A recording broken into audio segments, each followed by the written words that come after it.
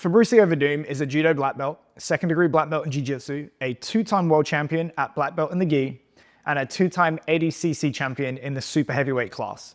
Oh yeah, he beat Fedor, and he was also the UFC heavyweight champion of the world. Let's take a look at the good, the bad, and the ugly of the strength and conditioning that he's performed over the years. Firstly, the good. You can see that he's decently strong with acceptable technique in basic strength movements, as evidenced by stuff like rope climbs, dumbbell pressing, RDLs, and prowler pushes.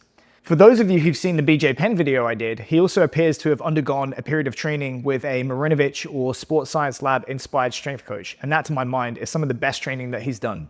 The movement is explosive, there's intent on every rep, and with the exception of him attempting to snatch, he's pretty powerful. So in this phase, there's a focus not just on pure strength or endurance as there is with so many grapplers or MMA athletes, but on maximizing the application of force in the limited time that we have available in sporting movements. You can also see his coaches challenging him to produce force in all directions in his plyos, not just forwards in a straight line, which we need to be able to do on our feet when we grapple. Good use too of the air nine and hills, which is smart options for conditioning when you're a 250-pound athlete in a combat sport who's probably beat to shit and doesn't have good running mechanics.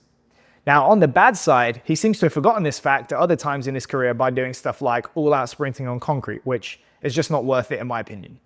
And throughout this other period of his career, he also seems to have been doing a lot of strongman type circuits, which was fashionable in the mid-2000s and early 2010s.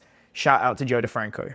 And as I've said elsewhere, I think if you're going to condition, do it above the intensity of the sport and below, because that's going to give you something that you can't get anywhere else. This sort of stimulus could have been created while working on his grappling or his MMA skills, which is a much more productive use of his time. The power endurance session on screen is also pretty low value because every time you have to stop the bar like this, instead of projecting it or throwing it, the power output drops off a cliff. So that's a fail in my opinion. What's ugly about his training? Just a total misunderstanding about the difference between specificity and simulation. Specificity is when an exercise shares movement characteristics with the skill that you're trying to improve, and there's a high degree of transfer between the two.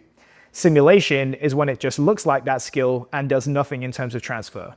Banded shots, banded punching, kicking and kneeing, slide boards, whatever this fucking up kick thing is, none of them are developing power, and arguably they make the underlying skill even worse. In conclusion, Fabricio Werdum's strength and conditioning career is one of the most schizophrenic things that I've looked at so far on this channel. At times he looks really good, and at other times he seems to have been subject to trends and fads that, with the benefit of hindsight, really have not stood the test of time nor improved performance.